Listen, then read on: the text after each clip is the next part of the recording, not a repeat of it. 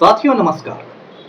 पटना बिहार से मैं Amitabh Kumar Das, IPS 94 batch, और आप देख रहे हैं मेरा अपना यूट्यूब चैनल दास बोले बिंदास। क्योंकि जब बुज़दिलों ने मुंह में दही जमा लिया हो तो दास का बिंदास बोलना जरूरी हो जाता है। साथियों, बिहार में हालात ऐसे हो गए हैं कि मुख्यमंत्री पलटू राम जो हैं वो गंजेड़ियों की तरह बोलने लगे हैं। अभी हाल तक वो एनडीए को 4000 सीटें जितवा रहे थे और कल उन्होंने कह दिया कि नरेंद्र मोदी को आप लोग मुख्यमंत्री बना दीजिए। अब पलटू राम पर यह गांजा का असर है कि क्या है, इसको देखने के लिए वीडियो आखिर तक दिल थाम कर देखिए। साथियों, पिछले कई महीनों से, कम से कम 6 महीने से तो मैं बता सकता हूं, मुख्यमंत्री पलटू राम के मानसिक स्वास्थ्य पर लगातार सवाल उठ रहा है और सवाल उठना भी लाजमी है, क्योंकि जो उनकी हरकतें हैं या जो उनके वक्तव्य होते हैं, बयानबाजी होती है, वो कहीं से सामान्य नहीं लगती है। वो ऐसा लगता है कि कोई आदमी मतलब चीलम में गांजा भर के 3-4-5 कश लेने के बाद बोल रहा हो। अब ऐसे आपको बहुत सारी बातें मालूम होंगी, फिर भी मैं याद दिला दूं। कुछ महीने पहले पलटू राम ने विधानसभा में और फिर विधान परिषद में एक बहुत ही अश्लील भाषण दिया था, बहुत ही भौंडा भाषण दिया था। और कहने के लिए वो भाषण आपको परिवार नियोजन से संबंधित था, प्रजनन दर से संबंधित था, लेकिन जिस अंदाज में उन्होंने कहा कि मुझे तो लगा कि जैसे हम लोग हाई स्कूल में पढ़ते थे तो उसमें जो शौचालय होता था उस पर कुछ जो आवारा किस्म के लड़के रहते थे वो गंदी गंदी बातें लिख देते थे दीवार पर। तो लगा कि वही सारी बातें नीतीश कुमार के दिमाग पर अंकित हो और वही वो विधानसभा में जाकर बोल रहे हैं। उसको लेके पूरे देश में मतलब थुक्का फजीहत हो गई। लोगों ने कहा कि मुख्यमंत्री है, क्या है, कैसे बोल रहा है। इतना मामला आगे बढ़ा कि फिर मुख्यमंत्री ने कहा कि अच्छा, किसी की भावनाओं को यदि ठेस लगी हो तो मैं माफ़ी मांग लेता हूँ। उनके सलाहकारों ने कहा कि सॉरी बोल के निकलिए पतली गली से, कोई और तरीका नहीं है। उस समय भी मैंने एक वीडियो बनाया था, उसमें मैंने कहा था कि हम लोग जब पढ़ते थे हाई स्कूल में या कॉलेज में भी गए थे तो मस्त राम की किताबें आती थी। उस समय तो ये वीडियो, इंटरनेट और ये मोबाइल वगैरह का ज़माना था नहीं, तो मस्त राम की किताबें आती थी। किताब बहुत ही मतलब अश्लील रहती थी और उसको हाई स्कूल में लड़के लोग पढ़ते थे, छिपा कर पढ़ते थे। जो होता है मतलब ऊपर में किताब है भौतिकी विज्ञान के मूल सिद्धांत और अंदर में मस्त राम की किताब है। तो इस तरह से लड़के पढ़ते थे और एक उम्र होती है उसमें लोग इस तरह की किताबें ज़्यादा पढ़ते हैं। मस्त राम की किताबें बिकती भी थी। तो मैंने उस समय भी कहा था कि ये लगता है नीतीश कुमार में मस्त राम की आत्मा का प्रवेश हो गया था। खैर, उसको लोगों ने जाने दिया कि ठीक है, बोल गए इस तरह से, लेकिन उनकी असामान्य हरकतें और बयानबाजी ने थमने का नाम नहीं लिया। उसके बाद एक दिन हुआ, श्रद्धांजलि सभा हुई। महावीर चौधरी थे, कांग्रेस के ज़माने में मंत्री रहे थे, बिहार के बड़े दलित नेताओं में से थे, अब दिवंगत हो गए हैं। उनके सपूत कहिए या जो कहिए, अशोक चौधरी, वो बिहार सरकार में मंत्री हैं। तो महावीर चौधरी की श्रद्धांजलि सभा हुई और वहाँ उनकी तस्वीर लगी हुई थी। पलटू राम भी गए और उन्होंने हाथ में फूल उठाए।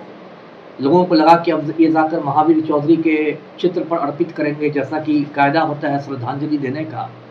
और पलटू राम चले गए और अशोक चौधरी खड़े थे। अशोक चौधरी के माथे पर उन्होंने सारे फूल चढ़ा दिए। बताइए, एक जीवित आदमी को, एक जिंदा आदमी को उन्होंने श्रद्धांजलि दे दी उनके दिवंगत पिता के कार्यक्रम में। अब अशोक चौधरी भी क्या करते, चमचागिरी में दांत नहीं फोड़ने लगे। ये तो कह नहीं सकते थे कि क्या मुख्यमंत्री जी ने आपने मुझे जीते जी मुर्दा बना दिया। तो अशोक चौधरी दांत नहीं फोड़ने लगे, जो चमचों की आदत होती है बात बात पर अनावश्यक दांत नहीं फोड़ने की। ये हो गया, बताइए। उसके बाद एक गया में कार्यक्रम हो रहा था। गया में कार्यक्रम क्या हो रहा था कि मंच पर एक महिला उद्घोषिका थी। महिला उद्घोषिका ने मुख्यमंत्री के आगमन पर कहा कि हम लोग माननीय मुख्यमंत्री महोदय का अभिनंदन करते हैं। अब जो हमारे पलटू राम है वो जाके महिला उद्घोषिका से चिपक गए। उन्होंने कहा कि हम भी आपका अभिनंदन करते हैं। बताइए, सब लोग मुंह ताकने लगे कि ये क्या हो रहा है, ऐसा तो पहली बार हुआ है ना। वो महिला उद्घोषिका उनका अभिनंदन कर रही है, पलटू राम भी उससे चिपके जा रहे हैं कि मैं आपका अभिनंदन कर रहा हूँ। ये क्या हो रहा है? मतलब एक देखिए पूरा सिलसिला बन गया है। और देखिए इनके जो चमचे हैं मुख्यमंत्री के, जो पलटू राम के दलाल हैं, वो कहते हैं अरे होता है, हम लोग के साथ भी होता है, ये जबान फिसल जाती है, स्लिप ऑफ टंग है, इसमें कोई ऐसी बात नहीं है, ऐसा होता है, ठीक है, होता है, सबकी जबान फिसलती है। लेकिन यदि इसका एक पैटर्न बन गया हो, यदि बार बार आप 400 सीटों को 4000 कहने लगे, तो ये चिंता की बात है। अब कल वाला जो वीडियो वायरल हुआ है, वो बख्तियारपुर में सभा थी पलटू राम की, पटना साहिब से जो भाजपा प्रत्याशी हैं रविशंकर प्रसाद, उनके लिए वोट मांग रहे थे। तो पलटू राम बोलते हैं कि आप लोग बहुमत दिलाइए और आदरणीय श्री नरेंद्र मोदी को मुख्यमंत्री बना लीजिए। अब आपने उसमें देखा होगा कि रविशंकर प्रसाद के चेहरे पर 12 बजने लगे थे, वो बेचारे, उनकी बोलती बंद थी कि ये क्या हो गया। उसके बाद मुख्यमंत्री के आसपास कुछ लोग खड़े थे, उन्होंने सीएम को सही करने की कोशिश की, उन्होंने कहा कि प्रधानमंत्री प्रधानमंत्री। तो पलटू राम कहते हैं कि प्रधानमंत्री तो है ही है, मतलब उन्होंने अपनी गलती नहीं मानी। पलटू राम बोलते हैं कि प्रधानमंत्री तो है ही है, मतलब ऐसा लगता है कि प्रधानमंत्री है ही है, अब अगला पड़ाव उनका मुख्यमंत्री में। ये क्या हो रहा है? तो इस तरह से एक के बाद एक पैर छूने का आजकल हो गया है, उनको बीमारी हो गई पलटू राम की, जिसका पैर छूते रहते हैं। नवादा की सभा हुई, नरेंद्र मोदी प्रधानमंत्री थे, पलटू राम पहुंचे, मोदी ने हाथ जोड़कर अभिवादन किए, गलती से मैंने मोदी में जी लगा दिया है, क्षमा चाहता हूँ। मोदी ने हाथ जोड़ के अभिवादन किए, तो पलटू राम ने उनके पैर पकड़ लिए। ऐसा पहली बार मैंने जिंदगी में देखा कि किसी मुख्यमंत्री ने प्रधानमंत्री के पैर छुए। हाथ जोड़ना तो खैर सब एक दूसरे को हाथ जोड़ते हैं, तो भारतीय संस्कृति है, लेकिन पैर छू लिया। और मुझे तो लगता है यह सही बात ही है कि पलटू राम उम्र के मामले में मोदी से ज़्यादा उम्र के हैं, पैर छूने की क्या जरूरत थी? मोदी तो मोदी।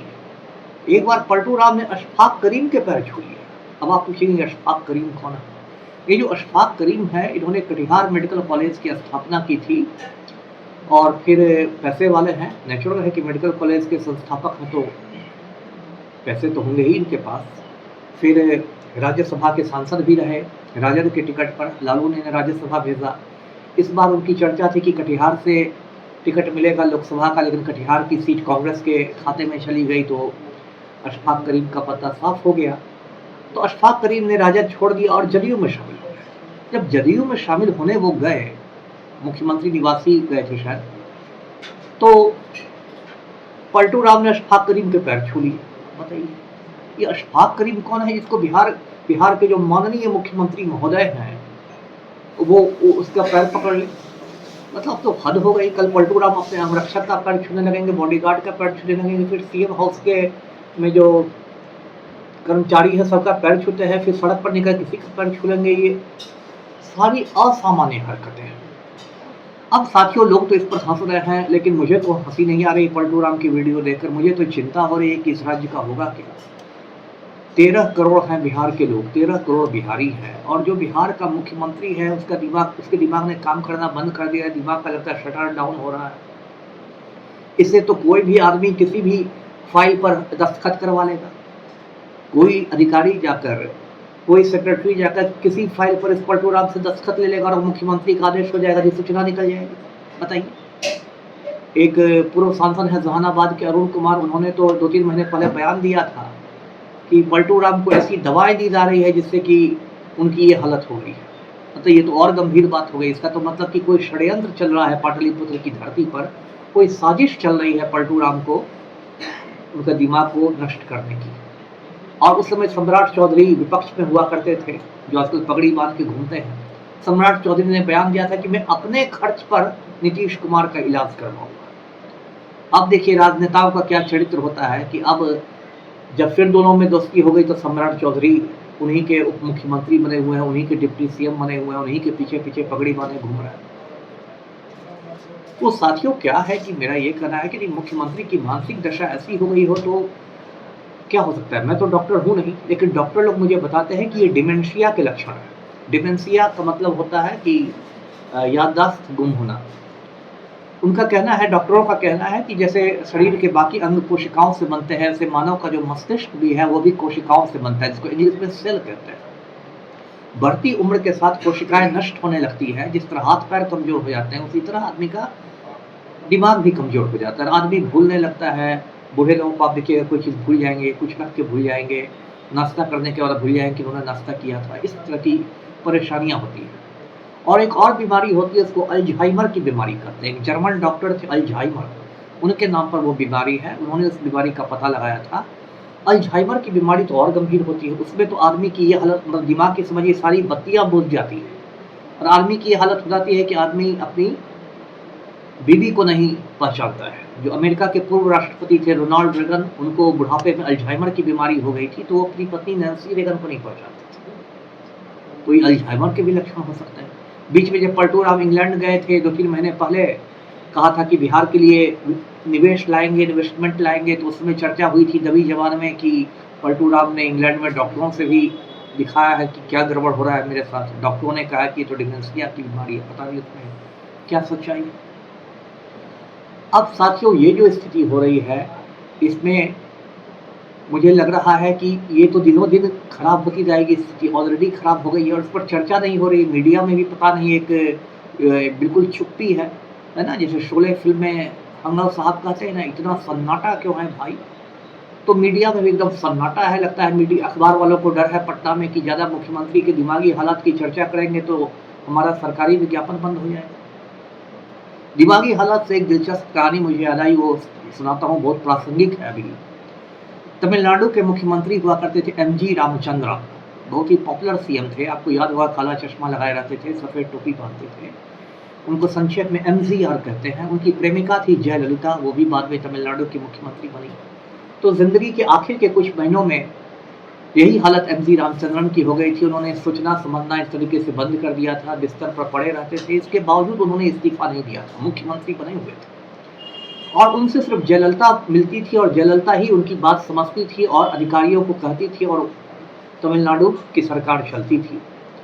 तो एक बार क्या हुआ कि एमजीआर के कमरे में जो टीवी रखा हुआ था, जो टीवी सेट था, उस पर साफ तस्वीर नहीं आ रही थी।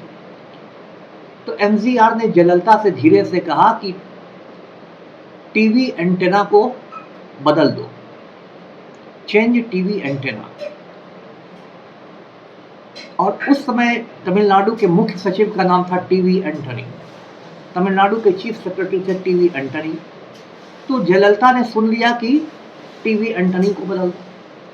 तो उस दिन 1-2 घंटे के अंदर अधिसूचना जारी हो गई और मुख्य सचिव का तबादला हो गया।